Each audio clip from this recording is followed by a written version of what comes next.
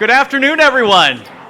We are delighted to have you here with us this afternoon. My name is Patrick Garrigan. I'm Executive Director at AtlanticLIVE, and it is my distinct pleasure to welcome you to this afternoon's conversation about cities and tech here at CityLab 2019.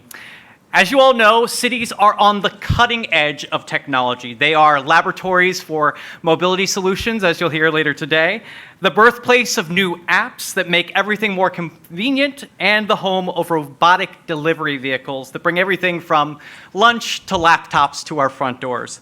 But the technology that fuels these cities also brings risk. The surge in data collection and cameras for security challenges our privacy and cities themselves, as many of them have become victims of cybercrime. Some have been the targets of hackers who threaten to shut down city services over demands for large sums of money. We are going to dive into all of these issues and so much more today, including a look at new technology that could fuel all of these city innovations and make our city life move so much faster. Before we dive in, I want to thank General Motors for making all of CityLab, and particularly this session, possible. For that, please join me in welcoming Jeff Massimilla, General Motors Vice President of Global Cybersecurity, for brief remarks.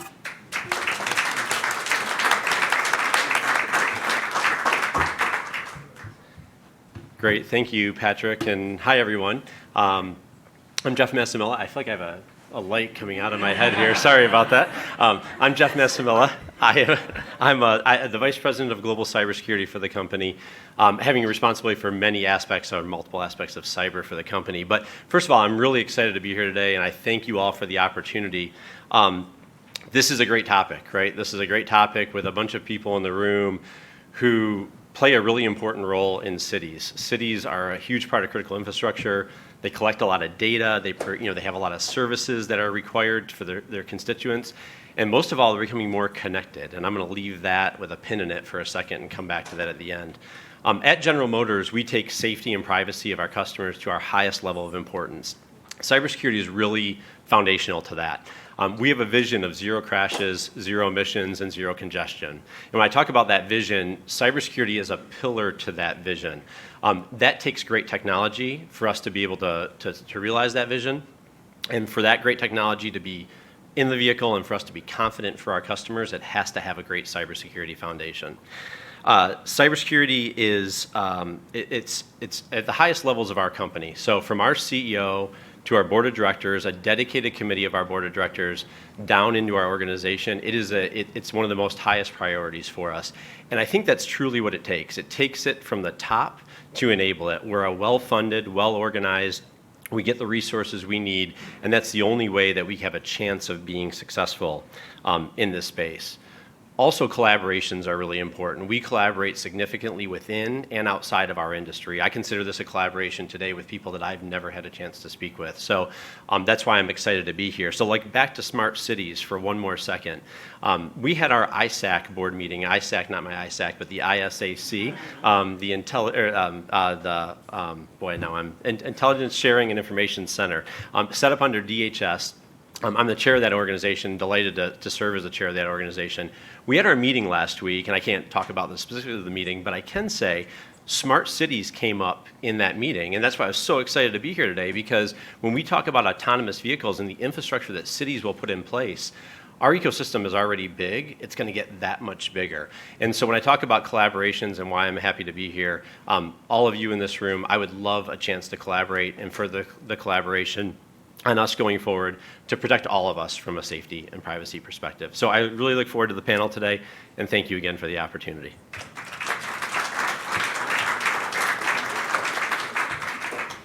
Thank you so much, Jeff.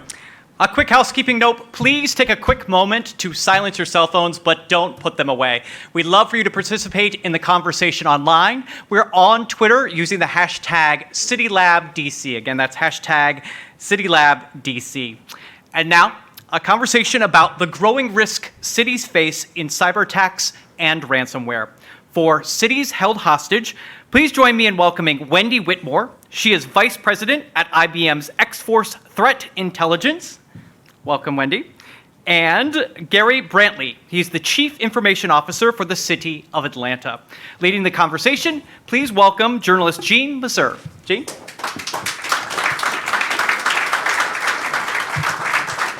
Thank you all for being here, and thank you for being here. Wendy, I think they should make a movie about you. IBM X-Force Threat Intelligence. Does it sound like a superhero thing? Absolutely. Gary, I want to start with you because what we're talking about here is essentially digital extortion. We're talking about hackers who get into city systems, hold their data hostage until a ransom is paid. Some people pay the ransom, some people don't. Atlanta opted not to. Tell us what happened in Atlanta, the Cliff Notes version. Yeah, so I don't have a cool title, like Wendy, so But you're a cool guy, that. So that. Well, I tried to get the socks to situate that, but just a little bit about what happened with the city of Atlanta. Of course, no one wants to get that call. Fortunately, I wasn't the one that actually got the call. I came in after to really, fix things. But, in retrospect and looking back, I've gotten that call before. And so it's a really hard thing to explain to an entire organization that really hasn't had a lot of practice from a cyber attack. And so, the first thing people want to say is that they want to look at you and they want to say it's incompetence in the IT department, really negating the fact that this is a crime, period, point blank. And so, that's the first thing that needs to be established. But you also have to have a leadership like we have with Mayor Keisha Lance Bottoms, who said, I'm not going to pay. I'm not going to pay a dime. What was the impact on city services? It was a huge impact. You lose the ability to work efficiently across the board. And I said this last week. It didn't remove you from your obligation, which is if you got a ticket, you had to pay the ticket. So revenue, from the standpoint of revenue, you didn't really lose that much. If you had court costs, fines, or whatever, you still had to pay that. But I think the biggest piece is you really lose your ability from an operational efficiency standpoint. Why did Atlanta decide not to pay the ransom? I think, number one is best practice, but number two, I don't think our city and our mayor agreed with paying criminals. But how much did it cost you to get the systems back online? It was a lot more than the ransom would have been. It was a lot more, but what we have to realize is that there are things that you have to have in place to really build your security posture. And so what we decided to do was focus on the things that we needed going forward from a system perspective, than to spend money to pay a criminal who had keys and didn't know if there was a back door in place or, all of those different. So we focused on future state. And we'll get to that. But Yep. Wendy, was this the right thing to do? To say, no, we're not going to pay? Yeah, I actually love hearing Gary's response here. So a little bit about my background, right? I've been responding to data breaches for almost 2 decades, many of them being the biggest breaches we've seen in the world. And there's this interesting thing about ransomware that people have this perception it might be different. And that's often because the victim feels like, well, maybe I have a choice in response, right? Maybe I have the ability to pay the ransom, and then ultimately I don't need to actually deal with the root of the security problem. And the reality is that's such a common misperception because if you do choose to pay the ransom, that's kind of part one of a very long, lengthy, multi-part step, right? And you ultimately still have to pay, have to actually secure the environment, right? So to close the gaps that allowed it to occur. A second time or a third time. Well, or someone else does in the future, right? But ultimately, there's no way to get around the reality that you've got to fix the situation and fix the problem, close the security gaps that occurred, right, to enable that ransomware attack to occur in the first place. Why are cities such attractive targets? Yeah, I'm sure Gary could answer that at length, right?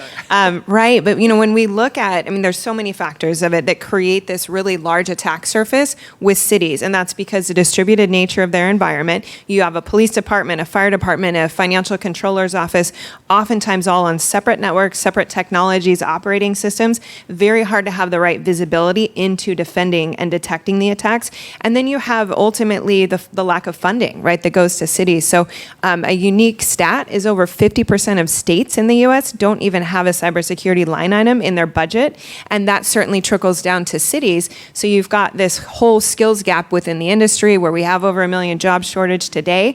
And then ultimately training, attracting and then retaining that talent once they've got experience is extremely hard to do in such a competitive market.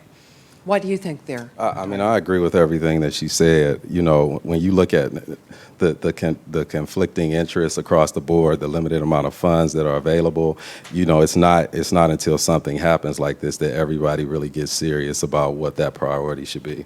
Do cities even have the capability to detect an attack early?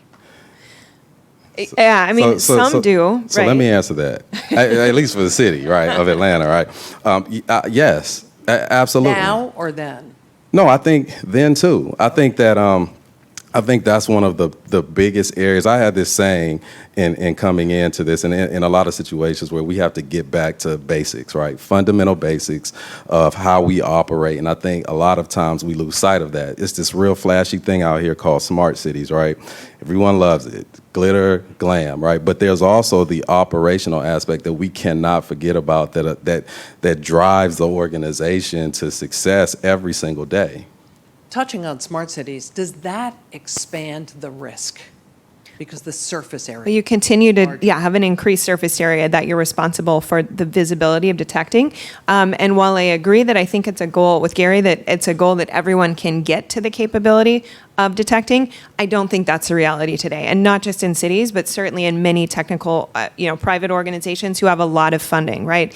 Attacks are coming at such a high volume and frequency that having the visibility to detect across a wide variety of platforms is difficult, right? On the city side, I think there are some cities who are doing some tremendous work. We're all aware now that these types of attacks are a problem, but like the city of Los Angeles, for example, just created this online threat information sharing portal that allows private citizens as well as companies and parts of the government to all share information, right, from a threat sharing perspective. Why is that important? That's important so that we can get to the answer to your question, right? How do we detect these attacks? Well, we've got to have data sets and we've got to have visibility into the systems with which they are occurring. And then I think to Gary's point, you've got to empower your people to make good decisions and know that they've got the support of their leadership, because these are ultimately crisis situations. This is not just about technology.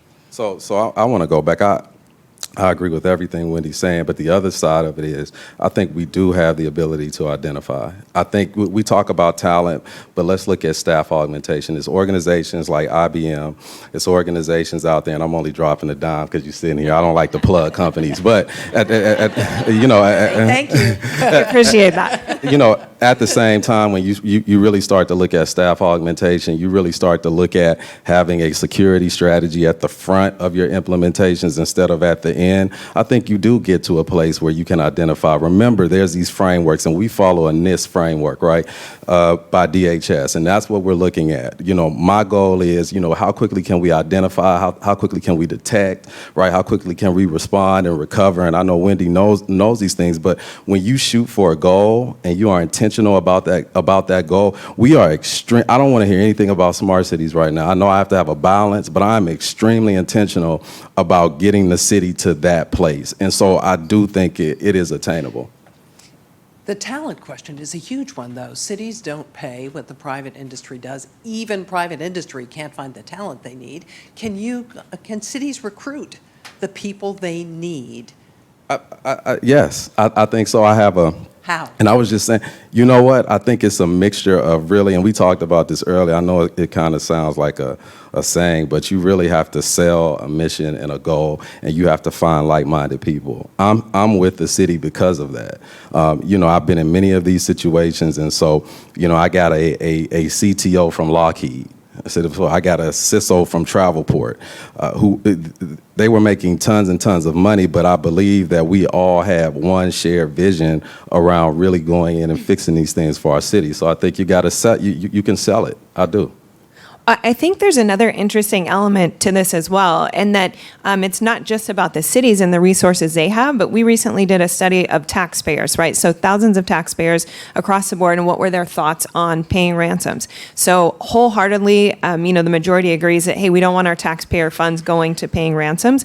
But one thing that came about was, hey, we have federal government support for other types of crisis situations, natural emergencies. You have FEMA coming in to support. Why do we not potentially have a force that cities could also leverage from the federal government that may be a specialty force that supplements, right? And also kind of a group of responders like the police, like firemen, who go out and actually respond to crisis situations. I think that there's going to be, some movement towards that in the future. And I think that in particular, these attacks are drawing enough attention that we may see some different actions there. Well, the Department of Homeland Security does have a cybersecurity infrastructure and security agency.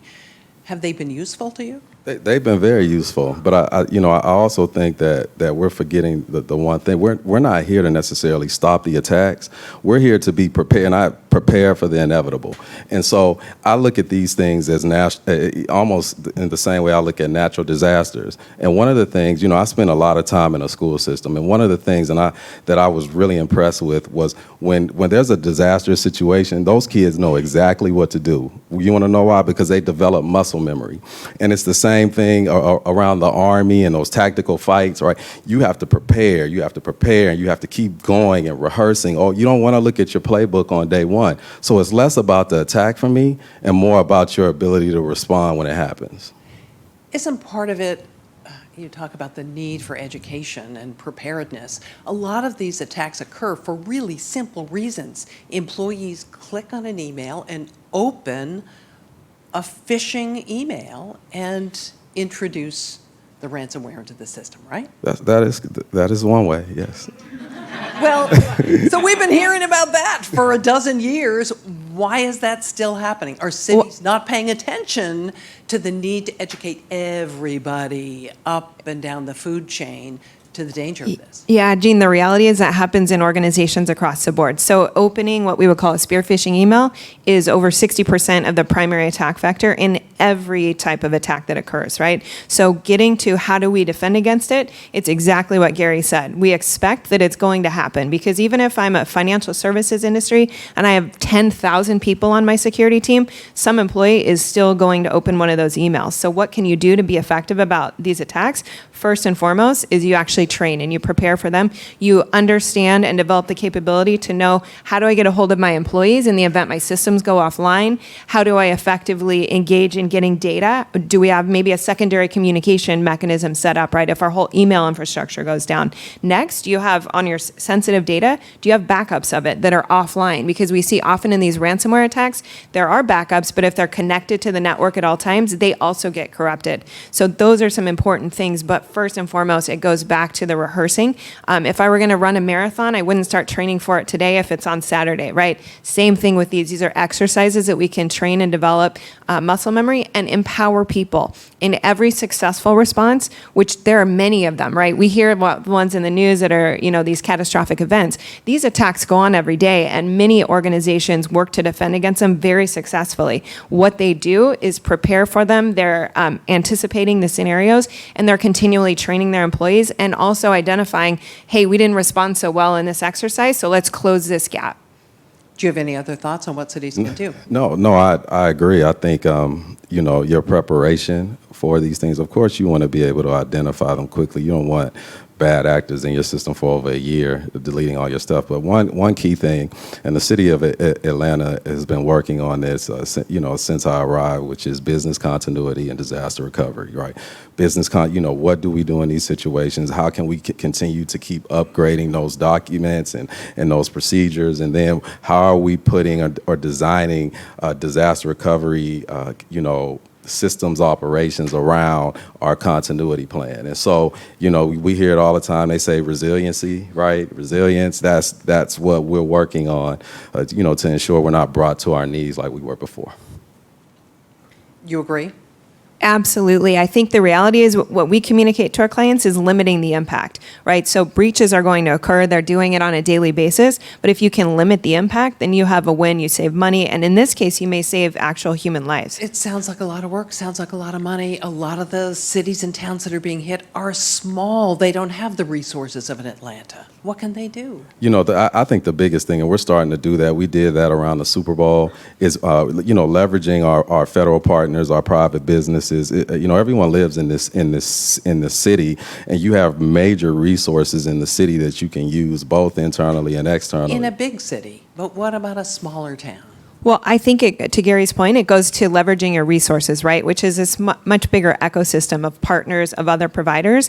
One thing we're doing is offering free training in we have in Boston a really state-of-the-art facility where you can do cyber simulations, right? So we train a lot of paid clients. We're also offering that training free to cities, specific to actual ransomware attacks, right? So can we have you go through this type of event? You understand what are going to be the different steps that you would need to be prepared for to do it. And I think the industry is really looking to develop more of those offerings so that we can help organizations prevent these problems. And let's go back to small cities too. I believe they have a lot of, there's a lot of resources that they can leverage, including bigger cities. The one thing I will say is bad actors are a lot more organized than city individuals and those on the other side. And you also have to remember the talent on that side is extremely, it's great.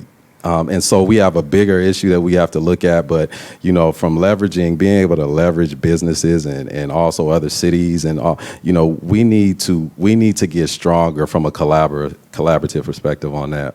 Why not just buy insurance? The insurance companies will pay the big part of the bill, won't they? If they need to pay ransom.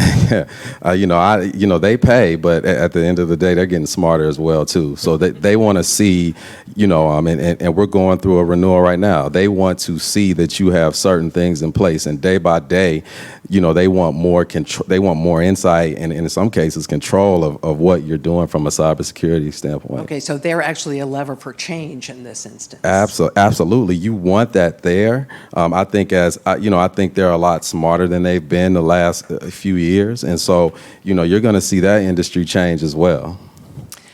How much do you tell the public in a situation like that? How much should the public know? For instance, if your public safety systems are down, do you let people know that or not? I think you do. Yeah, I think you have to. I think awareness is key. I think there are certain things as it relates to your infrastructure. And of course, there are rules around data privacy, so you have to make sure you follow those as well.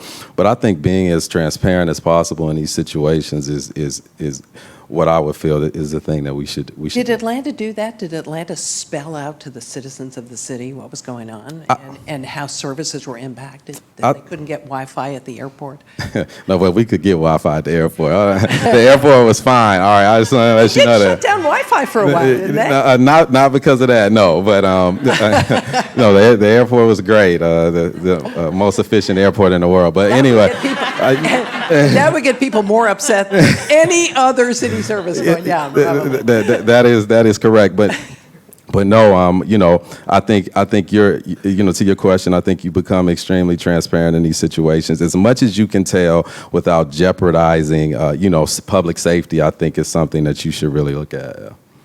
So I agree. Transparency is absolutely key, especially when you're talking to citizens, right? The challenge, though, and I think the challenge that Atlanta had particularly was that oftentimes, these statements need to be pretty well crafted, right? So you're sharing information, but you're not sharing so much before you have the answers. Because oftentimes when we're doing these investigations, bits and pieces of the information, more comes out by the hour over the course of days. And so we really work to train our clients that, hey, we're only going to provide what we know. You don't want to provide so much that it's misinformation that you then have to go back later, correct information that was provided.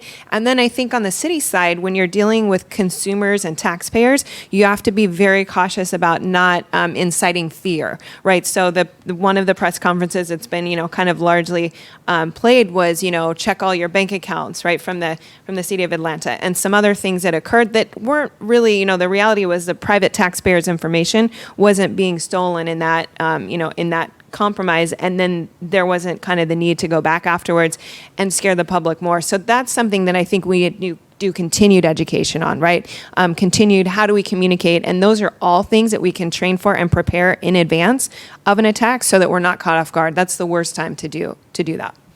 No, I agree. And you also have to remember the things that you're saying are also being heard by those who may not have so good intentions as it relates to even your recovery efforts. So you have to be extremely mindful, and having a great communications team, staff, and lawyers are key to allowing individuals like me to put their head down and really focus on the areas that we need to from a security perspective. We're going to be taking your questions in just a moment. There are a couple of microphones that will get to you, so be thinking what you want to ask. Let me ask, have we been lucky in a way? As far as I know, none of these attacks have resulted in a loss of life, have they?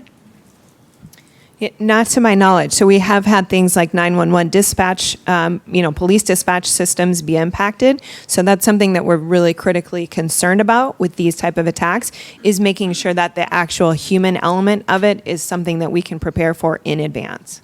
And yes, we have been. I really believe we have been lucky. In some cases, luck plays a big part in this. I hear people say we haven't been attacked, and they kind of attribute it to their security posture. But in some cases, you've just been lucky, and in some cases, you just were better than the bad. So, always, luck has played, in my opinion, a piece to this, and so we have to continue to as we move forward, to really collaborate and hone in on things we need to do as best practices. How worried are you about election interference? Elections are run at the state and local level. I'm very worried, and I think that those individuals who are in my job who have to, service these types of things are extremely worried, and so it's just something that we have to really keep our eye on. Yeah, I think 2020 is certainly going to be an interesting year. But when you look at the attack surface on the election side, right, it's wide and it's broad, and you have voting systems that are maintained by private companies that are then, reporting in. So there's just a really large data set that needs to be protected. And it's not just about maybe changing the results, but it's also, I think, about just creating enough chaos or uncertainty in the validity of those results. And that's something that I think we're all concerned about. Right, and I also think you have to be careful of the narrative creation too, from the use of technology and breaches, and really being able to invade spaces. You have these social media platforms. It's real huge right now with what's going on with Facebook. It's less about the actual voting machines and more about their ability to get to the voters to create certain narratives, and so we have to watch that as well. Questions out here in the audience? Raise your hand. Oh, we have a couple right here in the front. Hi, I'm Kathy Sheehan. I'm the mayor of the city of Albany. We were subject to a ransomware attack in April, and we were able to catch it very early on a Saturday morning, and we were open for business by noon on Monday, with only the loss of the ability to get birth certificates and death certificates, which you could get from the state. That gloss is over, as you know. The hundreds of thousands and, racking up to millions of dollars that we're spending rebuilding systems, figuring out where to get that data. So I guess what my question is, and I'm pushing back a little bit, is on this talent pool piece. Were it not for our partners in state government, and we're the state capital, being able to literally send bodies over to check PCs that have been compromised and to really work closely with our staff, I don't know how we would have gotten out of it. And that is my biggest concern as I look at building a team that is going to be able to be ready for the inevitable of that next attack, and having that skill set. You talked a little bit about training, but, is there a certificate program? What level of education does somebody need? How can we be creating this workforce? Because we have challenges with the people who click on those phishing attack, emails that we're trying to train, but we're really struggling to find people who are ready to build that muscle memory and be there and be able to respond to these attacks. And it's, maybe in Atlanta it's a better situation, but I got to tell you, it's really, really challenging where we are to find people. So to answer that, and the one thing I always like to say is cybersecurity is everybody's problem, right? It's just not the IT problem. And so, as you start to move forward, you're right. But there are also some things that we can do internally from an organization to eliminate waste. Some of the things that I find when you really start to dig into IT organizations, especially in government, is you find a lot of people who are there who maybe shouldn't be. So what you have to do is you have to streamline, you have to become a lot more efficient, and once that happens, then you start to staff augment. So my thing is, I'll run extremely lean, as long as I have real talented people, and if that means cutting some others to pay people more and getting rid of the waste, I do believe in walking into situations when you start to look at that. And the other thing that we have to be mindful of too, it's not always the talent.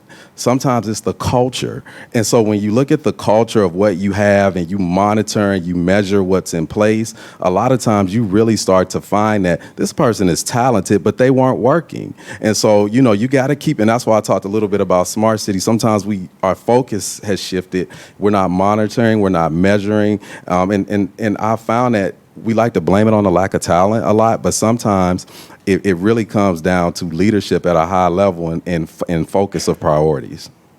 We had another question right here. One more here first. Oh, I guess we're going to go back there first. Go ahead. Good afternoon, Julia Richmond, Chief Innovation and Technology Officer for the City of Boulder. I wonder if you can speak a little bit to the paradigm about cyber insurance and the role of cities in maybe influencing insurers to not pay ransoms on our behalf outside of our desires. I know a lot of the large insurance companies can settle a claim whether a city wants to or not, and sort of wonder what our role is in changing that paradigm and kind of moving away from that moral hazard. Thoughts? You want me to answer? I'll answer. All right. So I was trying to give you the more complicated questions, but at the end of the day, you know what? I think insurance companies play a huge role in it. We're going through a renewal right now, and so some of and this is kind of what I said earlier. Some of the questions that they asked previously, they're not asking those questions anymore. They are getting a lot smarter. They are not just there to pay a claim, I feel like, anymore. I do feel like we got lucky. We got it just in time. But when you really look at what they're allowing to go through as it relates to a policy, they're tightening up. So you think there'll be less ransom paid by the insurance companies? I think the expectation will be greater on the city or entity to really be able to show that they've done the basic things they needed to do in order for that policy to be paid. Let's squeeze in one more question if we can. Did we already lose our mic? Quick. She's running. It's right. Oh, okay. There we go. Good afternoon, Andre Saya, Mayor of the City of Patterson. I'm sure all cities are gearing up for the census count next year. And one potential obstacle is that people don't want to share their information because it's very sensitive and they feel like it could be compromised and used against them. Are there safeguards in place to prevent that from happening as far as the census count is concerned? As long as people are involved, I don't think anything is safe. That's just, not to say that I just think that, it's really never the technology at all. It's really the people who are running it, the people who are managing it. And so I think that we have to do a better job of I think we can minimize the risk. That's what I say. I think we can really minimize it if we really pay attention and we're really focused on that area. Gary, Wendy, thank you both so much. Appreciate your being here. Thank you. Thank you.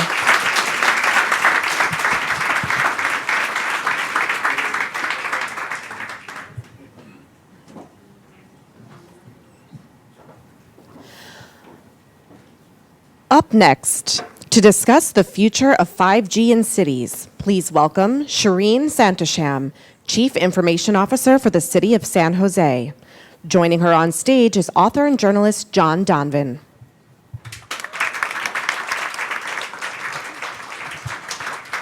Thanks, everybody. Hi, Shireen. Hello.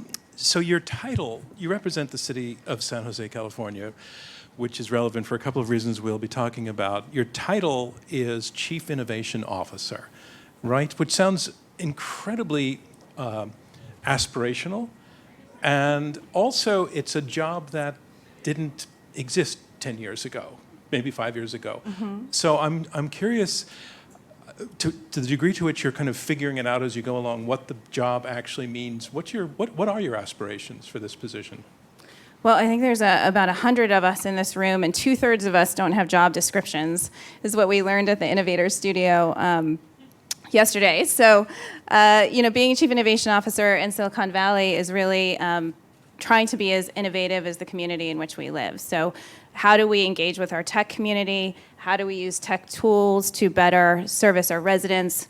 And really balancing sort of the pace of technology innovation with what's good for people and our residents. So ultimately, you feel that your responsibility is to the residents of San Jose, primarily? Absolutely. And you also said at a certain point not too long ago, last year, after serving on an FCC panel that was supposedly working towards some of the goals that you would have as the Chief Innovation Officer of San Jose, you resigned.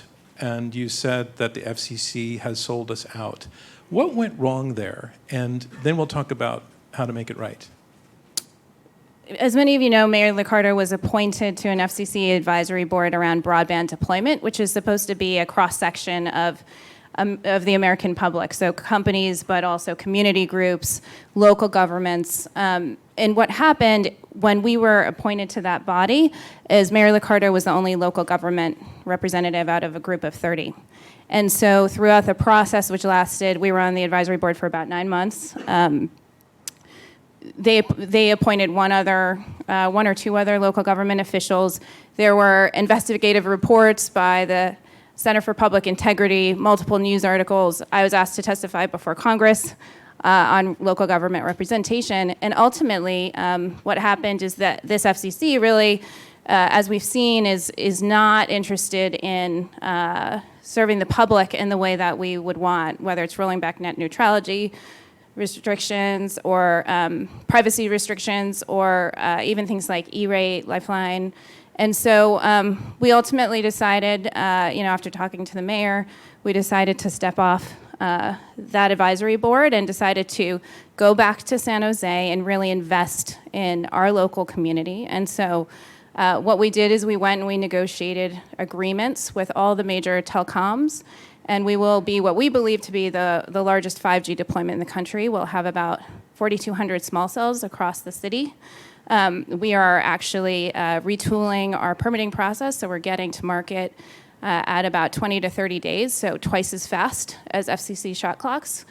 And then we decided to take the money that we had left and invest it in our community and create the largest digital inclusion fund in the country. So we will connect and build the digital skills of 50,000 residents in San Jose and aim to close the digital divide in our city in 10 years.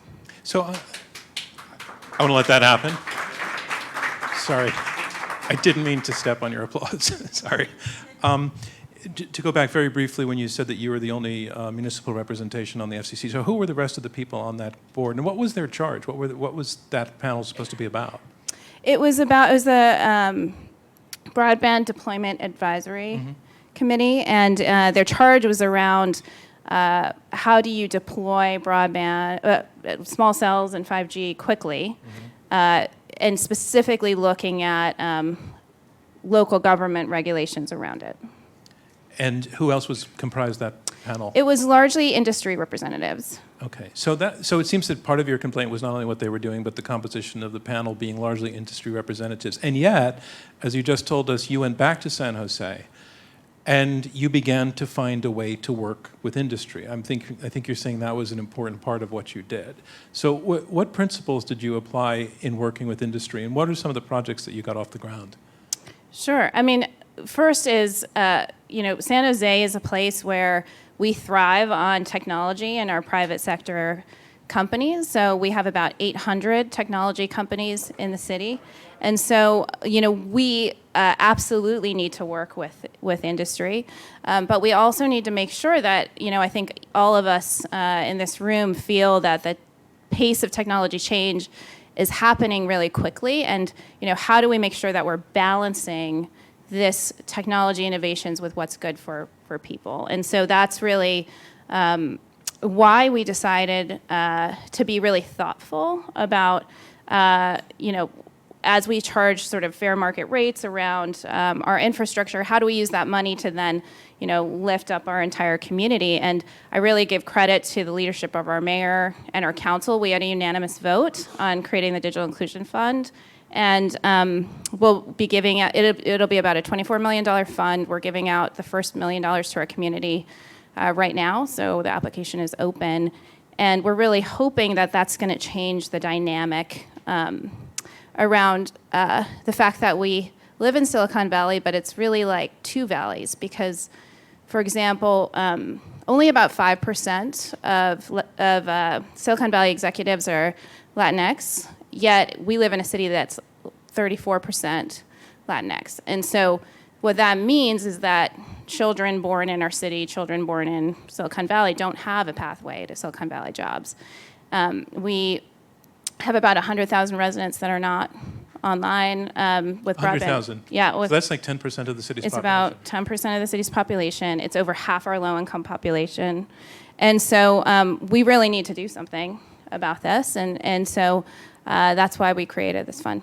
So just the fact that half the city's, 10% of the city's population is not online, obviously those are families. Those schools are requiring kids to be online to do homework now, are they not? Yeah, almost all schools in our area require homework online, and that's just the reality. And we hear so many stories of kids trying to do their homework on a cell phone because that's all their family can afford.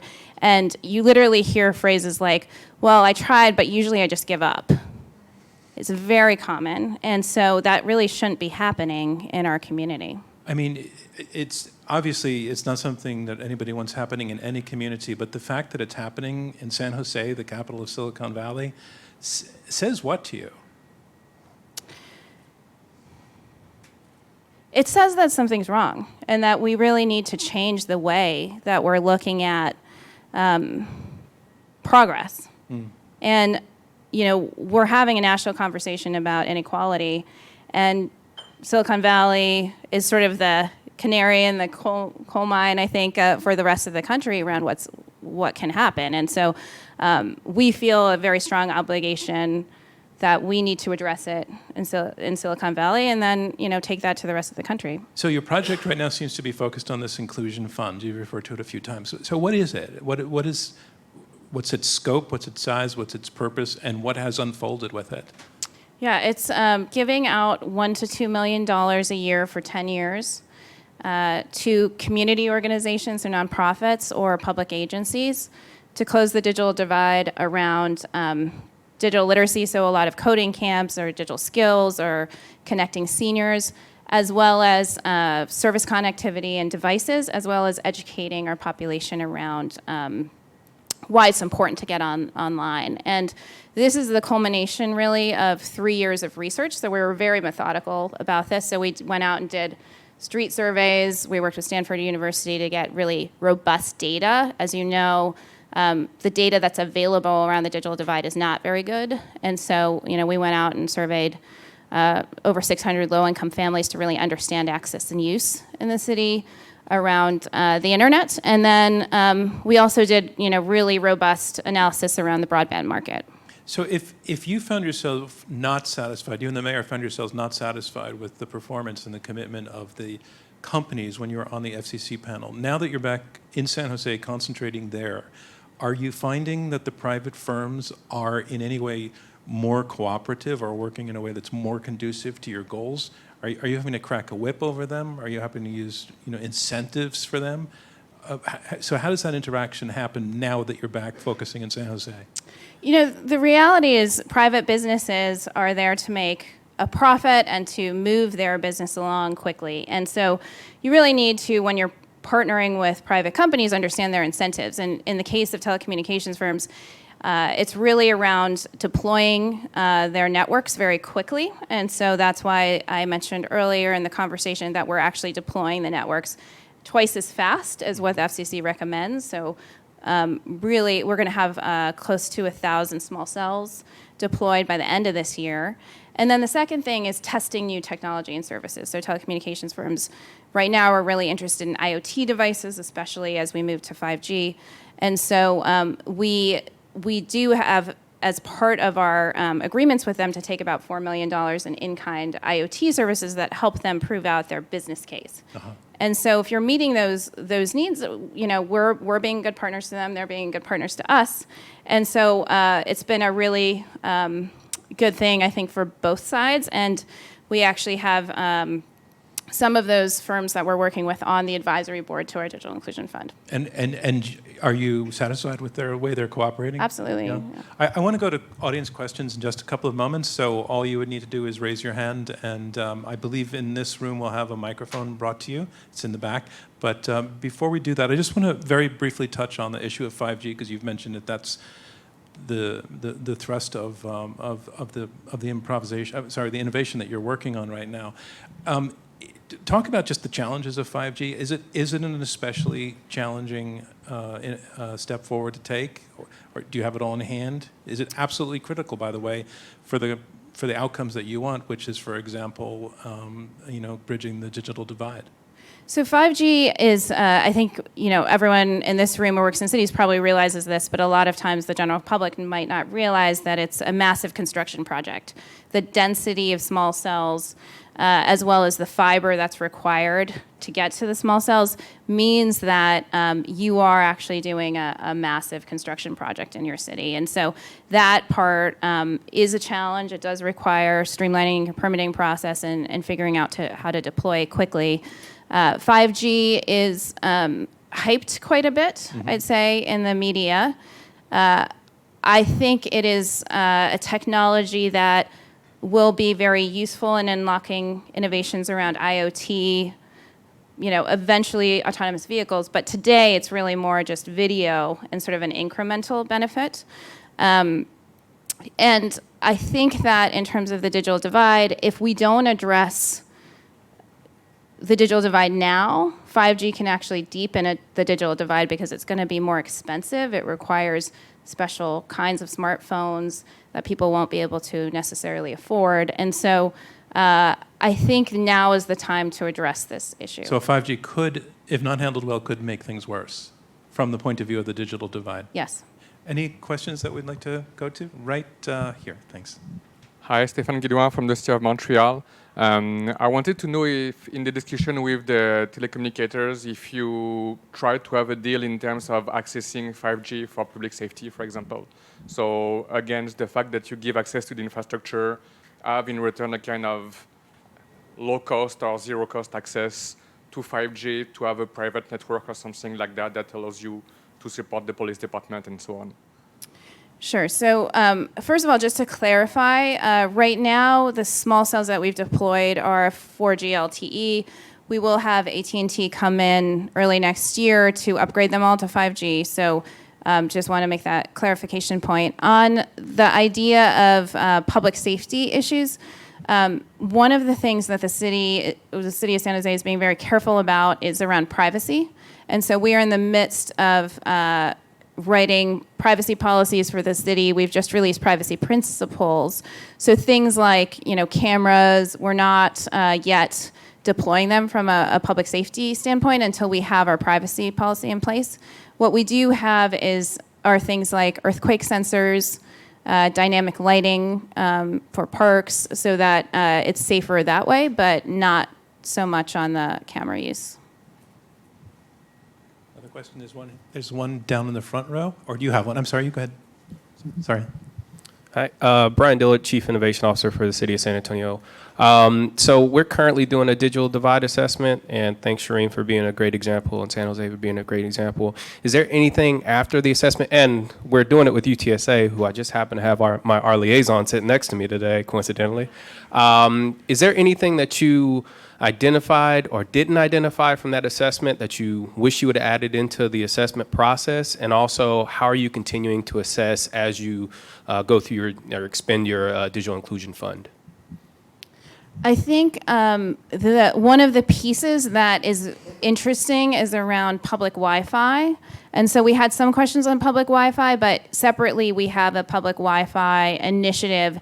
And what we found, we worked with the largest school district in San Jose, 22,000 students, one of the largest in California. When we put up that free public Wi-Fi network, we had like 6,000 families get on immediately. And so how public Wi-Fi fits into your overall strategy is a question I would add. The other thing is just make sure that you're working, it sounds like you already are working with someone who can really bring that academic rigor so you can defend that the numbers. Hi, Phil Swan from Greater Manchester in the UK. You don't want to get locked into an individual telco, but you don't at the same time want your poles for your small cells to be looking like hedgehogs covered in lots of different weird bits of technology. How are you managing that balance so that you've got a level of vendor neutrality? So a few ways. One is we are legally obligated to be competitively neutral, which means we have to work with everyone and offer them the same sort of deals. Two is design standards up front. So design standards help on both sides really streamline the process. And then three is we actually have our very smart GIS team created a self-service pole reservation system. So we don't have folks competing for the same poles and people understand, where the equipment's going to be. Another question? Shereen, you'll be at the rest of the conference. You'll be available to chat with people. Okay. The reason I say that is I think one of the values of these sorts of sessions is people get to know you and what you can contribute, and that the real conversation can take place there. And the reason I'm saying that is because we're out of time. Thank you very much. Thanks, everybody.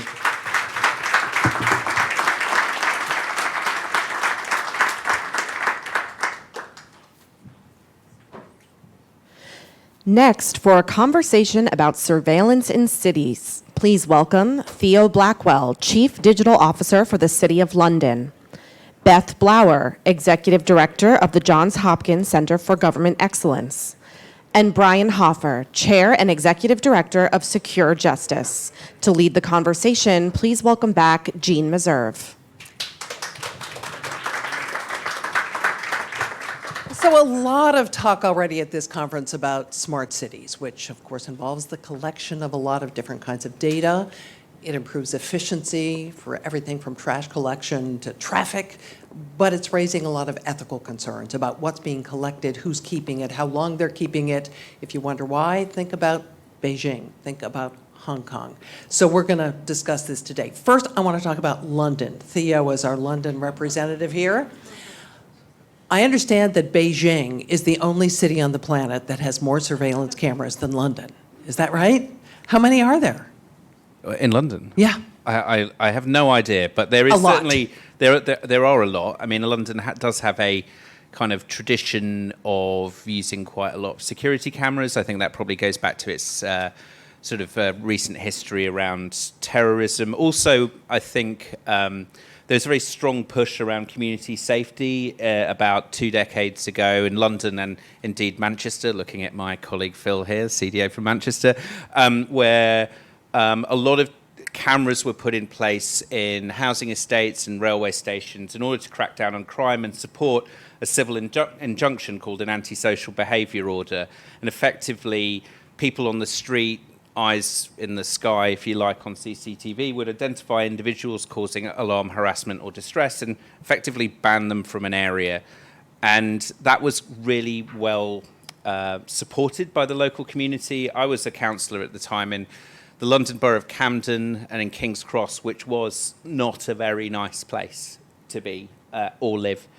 And the support that I think that network gave to clear up a lot of troubles in communities, especially around drugs and prostitution, was backed. But so there's a kind of history here. I mean, I think you're right to point out that we're now moving into a new era of sensors and how we can identify greater sort of knowledge about what's going on. And of course, cameras, it's turned from CCTV into a discussion in places around facial recognition technology. Right, and the police in London, I understand, have been doing some. Yeah, they've had a work with trial, that. as have the police in Wales. What were they looking for, and what did they find? Well, I think they were piloting the use of facial recognition technology to assess its effectiveness. There was a court challenge over it to say whether it should be done at all. The courts decided that it was in fact legal and proportionate to use this. And effectively, this was sponsored by the government. Now, one of the things that we did in London, is the Mayor of London, had a look at this, is the sort of civilian authority on top of the police force, called MOPAC, introduced an ethics panel. And that oversaw the police's engagement with facial recognition technology and recommended that there should be national legislation on it. And I think the interesting point about some of these technologies is they're existing in cities outside of national legislation. So cities are kind of slightly sort of copying the flak for a lot of these arguments, whereas legislators don't seem to be fully doing their job, setting down the rules of engagement around this. And I want to talk more about that. Before I do, what exactly were the police trying to assess? I mean, how were they using the live facial recognition? And did they get the results they expected to get? Do you know? I mean, I think the sort of jury's still out on on how it was used, but it's essentially to identify people who, shouldn't have, as I say, shouldn't have been in an area. There were a number of assessments done around it. Worthwhile that it was done rather than introduced wholesale.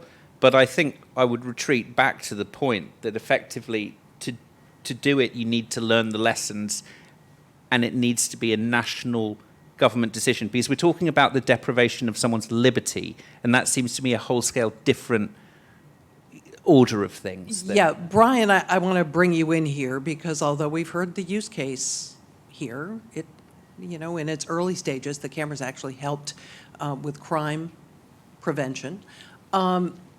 You have advocated successfully for bans in a number of different cities, including San Francisco, Oakland, Berkeley. What's your argument? Why should these be banned? And is it a permanent ban? A lot of what I just heard made my American ears burn. Well, tell us why. I mean, one, I reject the premise that they solve crime. Mass surveillance has almost no impact on our crime rates. It may, move it down the block. It may displace it, but it doesn't really solve crime. London had some of their largest terrorist attacks after all this ubiquitous CCTV camera networks were But I installed. do remember that they were able to find the transit bombers because of footage they pulled off those cameras. Right, and that's true. We have 7 surveillance vetting ordinances in the Greater Bay Area in California, and for the first time with San Francisco, we drew a line and said, this one particular technology is creepier than others. And that's the facial recognition. And that's facial recognition. And part of the reason is the cameras are already everywhere. All you really need to do is flip the switch to have a citywide mass surveillance system. As we know throughout history, certain communities are always subject to surveillance at different rates than others. We have a problem with police and race relations here in the country. In Oakland, my city is about to go into its 17th year of federal monitoring due to racial profiling concerns. We haven't been able to comply with the court order for 17 consecutive years. So when you see these concerns, and you also realize how versatile facial recognition is, the argument, which I always hear when we're lobbying, is that, oh, we just want to use it, post hoc, maybe just on video, or we're not going to go to real time because we know it doesn't work right now. But mission creep is reality. Technology always spreads. Anytime it could be used in more than one way, it will. And so that varied nature is what we're mostly concerned about. Beth, is there a way to reconcile these 2 points of view? Oh, I don't think so. No. I think, I often will harken back to the importance of governance, and what we really struggle with in a lot of U.S. cities is not having strong governance around data. Europe is very fortunate that they have a framework that they can lean on that really does sort of have de facto protections for privacy, and that's missing in this country. And so the onus is on local government to essentially establish those protections. And so if we can leverage governance in real ways that can, even be shared across jurisdictions, then we can think even about testing or about investing. But, there are also other considerations outside of public safety that you have to be really careful about. We talk about social cohesion in communities as being one of the most important mechanisms for advancing the mission of city. And if people are afraid to occupy public space because of over surveillance, or if there is some kind of perception that the technology is going to be really disruptive for the ability for them to connect as neighbors, to connect in their communities, I think that has a much longer term disproportionate effect in our ability to drive change in many other areas, whether it's public health, whether it's getting children connected to physical activity, getting the elderly to age in place. These types of mechanisms that often are accompanied by misinformation prompt a lot of times a chilling effect in those real strong abilities to bring in social. And this would seem to be a time to point out that these facial recognition algorithms have been accused, at least, of being biased, that they are less accurate when it comes to, for instance, African American faces or female faces than they are with white men. But right. I mean, I think there's also a big challenge here. I mean, the sort of discussion so far is sort of like, in public space owned by the city, which has its own accountability mechanism and is sort of democratic. There are the use of things where, for the prevention of crime and legitimate purposes, and we can have a discussion about, the intensity of that and the rights and wrongs. But, in London over the next 30 years, there are going to be 40 areas that are about to be built, from the Royal Docks to Old Oak Common, which is near Paddington Station. Like, big areas of London are going to be built. These are going to be built by private developers. They will be public-private land. And so the question for the city is, what are the rules do we put down on sensors and facial recognition technology or cameras in those public-private areas? So we're looking at how we can use our planning powers that govern development. We can set affordable housing targets and all sorts of other rules, but we want to develop guidance for those developers on the use of that technology, including, I should say, the security of that data, because a lot of these sensors will be put in place and we don't want it to be hacked or to present a risk to the city. So the creation of standards, I think, is where the debate is at the city level, and we see each city has their own suite of powers. We see planning powers as the way to open up that debate. I'd also like to see, because of the GDPR, people have to produce data protection impact assessments on technologies that they put into place. We need them written or advertised in plain English. We need them collected in one place. For example, our London data store could be a place where we require people to publish those impact assessments, and they can be geolocated so citizens can actually see what's going on around them. So there are ways in which the city can make this much more transparent in the absence of that discussion at a national level that I think needs to happen. Would that satisfy you, Brian? So it's pretty close to the model that we have in the Bay Area. We work under the ACLU CCOPS, Community Control Over Policing Surveillance. We've since modified it so that it extends to data sharing arrangements with private entities. And the calculation that we have to make, and that the Privacy Commission that I chair, it's the same calculation the City Council has to make as we advise them, is that the benefits outweigh the concerns. And so that impact statement needs to be done. To get back to sort of something Theo said at his introduction, it's putting that technology out into the wild before that's done is the most concerning to me. That we don't have that mindfulness component. We just release it out into the wild, and that's sort of the tech mentality. It's like, let's just collect all the data, whereas the legal ethical side is, should we in the first place? Yeah. Well, actually, you raise a point. Google, Facebook, all the apps on our phone, they're already collecting all this data. Is it different when government's collecting it? Beth?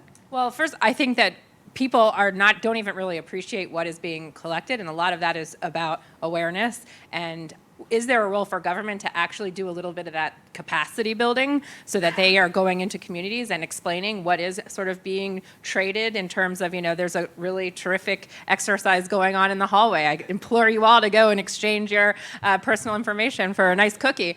But the reality of the situation is people, I don't think, really understand that what they're giving up. But when government asks for it, it is more of an affront, because I think of the history that government has played in the relationship with people. And so is there room for improvement in this area? I think yes, definitely. But I think it's about raising the ability for the public to have a full-scale overhaul in their competency around how data is used and what data as an asset really does mean. I also think that as we start to think more and more about surveillance technology, we need to look at public information requests and the laws that regulate those requests, and really think hard about what does that mean, that if we're going to start collecting this data, does that mean that anyone then has the right to come in and extract that data and have a relationship? And we value this relationship we have with the public. They can ask for information. We share that information. But as we get closer and closer to the ground on surveillance, that's going to become a real problem. So London's grappling with some of these issues. Do you find that cities here in the United States, Beth, are actually getting down to the brass tacks of asking the questions that you've just posed? I think no. I mean, I think that that's the risk, and that it's not just about are they asking them, but do we have leaders that know how to ask the right questions? And I think that a lot of the work that we do with the Bloomberg Harvard City Innovation Program and what we're doing in What Works Cities is really just that capacity building, which is like, you got to ask these questions. These frameworks need to be in place. We need to make sure that we have the right protections, and a little bit of that is just first getting the house in order, and then also thinking about the broader public implications of that work. So people think about Beijing, they think about what's happening in Hong Kong, where facial recognition is being used to identify protesters. Is the level of concern about this appropriate to the issue or not? Are we overly worried? Or are we not worried enough? You would argue, I imagine, we're not worried enough. Well, we have present-day circumstances, we have history. The Holocaust numbers would not have been achieved without IBM. They helped automate the destruction of millions of people. Today, we're seeing, Thomson Reuters and Palantir and these other large data brokers that are feeding ICE, which is going out and targeting communities, certainly sanctuary cities in California specifically targeting them. So this data that was collected for a, benign consumer purpose is being used for something that it wasn't intended for, and it's being used to harm people. And those people are not going to be looking like me. Any other thoughts on this? I mean, I think Europe is in a slightly different situation because of GDPR, and I think we were discussing this just before, and I think GDPR is the beginning, not the end, of the discussion around privacy, but it allows us to have that basic framework of discussion around transparency and rights, and we need to take that forward as cities, and so we've joined with a range of other cities, New York, Amsterdam, Barcelona, where we've come together for this group called the Cities Coalition for Digital Rights, which emphasizes our collective desire to work together on things like algorithmic transparency, AI, 5G, issues that we're discussing today, so that we can come to a common framework on top of some of those, the impact of GDPR. But just because we've got laws in Europe doesn't mean that they've necessarily been followed or applied. These are still early days, and certainly we've seen some public agencies struggle with the new legislation, so we need to make sure that obviously we are supporting organizations in their updated approach to information governance and data sharing. But beyond the law, I think it's really, really important that we have political leaders that are able to express why we are collecting data I think it's really important that cities are able to mobilize data for civic benefits, not just for big tech companies to make money from. We can use it to solve air quality problems. We can use it to solve violent crime, to make people healthier. But we need to be explicit about the purpose. And so above and beyond the law, the ethics of this must dictate that we are explicit about that we're identifying, we're telling people that in some instances, yes, we are collecting your personal information, but in most instances, we're just doing pattern analysis. We want to know how many people are going through our tube system at the moment in order to ease congestion, and be very clear about the full extent about why we're using data. So on data collection on Wi-Fi data on Transport for London's network, the tube network, we were explicit about the purpose, about reducing congestion, but also using that for advertising purposes, not to target individuals in a kind of Minority Report style way as they go through the tube, but to price our digital advertising appropriately to raise money to reinvest in the tube network. Now, being open and transparent, even though that discussion might be a little bit uncomfortable, is where we start, so we can have an honest conversation about what we do with things for people. I would even say that it's even a step further, is that we need leadership to understand what problems they're actually trying to solve with the technology. And I think that that's oftentimes where we end up getting the wrong match of technology to problem solving. And so why is that? Why is that? Yeah. Because I think that I can't remember what he said, glitz and glam or something in the first session around smart city or the ideal of smart city. But we as leaders want to be able to say we live in a smart city or our city is a smart city. But the reality of the situation is that in my mind, smart city is code for I've given over critical city infrastructure to the private sector to deploy technology that I'm then going to be charged lots of money to get my data back, even though I have arranged in this great smart city relationship with a private sector entity. And so we got to get our leaders in a place where they can advocate in more meaningful ways for not only the right deployment, but understanding what problems they're trying to solve and how data and the collection of that data will help to get to the solution of those problems, and then also how they're going to use that data to improve the lives of all people that are living in cities, not just a few people that are living in those cities. And I think that when we get to that scoping and that problem identification piece, then we have a much more empowered advocate in the government itself. So we're going to get to your questions in just a moment, by the way, so tee them up. I'm just saying that just on that, we did some polling of Londoners on what they felt about sensor technology. And what we found is that the kind of more abstract it was, the more about the environment it was, the more people were kind of okay with us collecting data, and the more personal it was, the more equivocal they were around this. But the really interesting thing coming out around trust was kind of what you just alluded to. It wasn't that the city would be an effective big brother surveying everyone and doing bad things to them in a kind of, maybe China-style way, as you suggested. It was that city officials would be kind of bamboozled by evil tech geniuses in the tech firms and cut bad deals for their citizens. And I think that says quite a lot about people's trust in the city to do the right thing, and how, if we want to use these technologies, we need to build that trust by not big measures and hiving off parts of the city to be really smart, but actually slow steps. Yeah, it's the shiny gadget syndrome. Everybody wants to say they're the early adopter. We're obviously very guilty of that in the Bay Area, and the pressure from private industry is relentless. I mean, these guys are getting solicited every day that my new little widget is going to solve your big problem. We're going to solve racism. We're going to solve use of force. We're going to solve congestion. We're going to solve traffic. And it's a lot of hype that isn't going anywhere. And I can't tell you the number of contracts I've read where we don't own the data. The city doesn't own the data. We just give it away. We don't even think to ask that question. And that's where we've I think successfully in the cities that are operating under our model, we've turned that around so that those questions aren't left to chance. I do find it kind of ironic that California, which is, at the forefront of our tech revolution, is the place where bans have been instituted.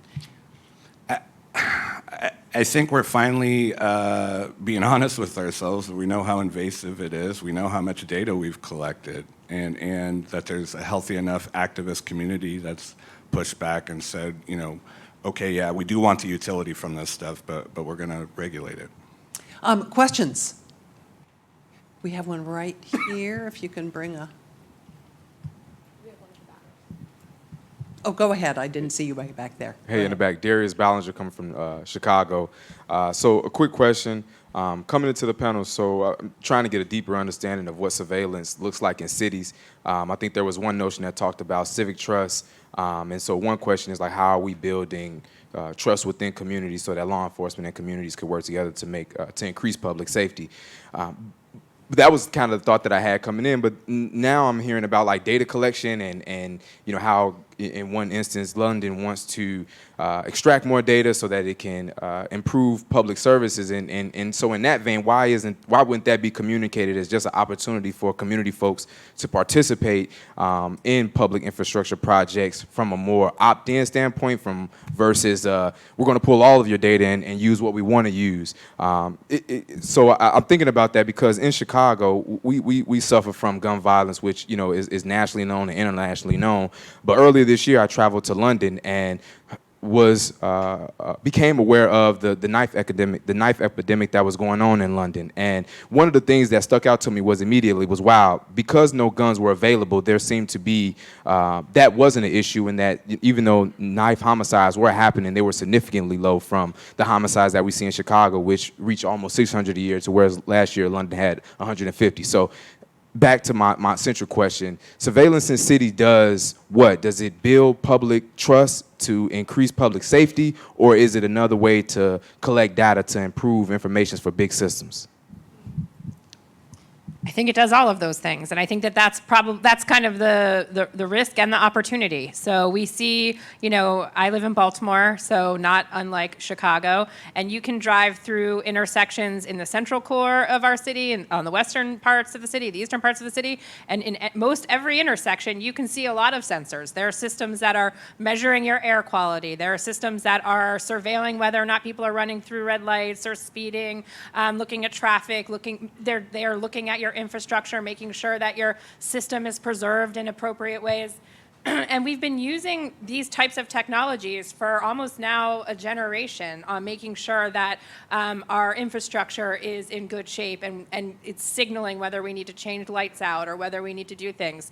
But it's increasingly becoming cheaper and easier to deploy in these other ways. So whether they're reading license plates, and they can store more information than they used to. And so I think you're exactly right. These are conversations that we should be having with our community. They should understand what exactly is happening.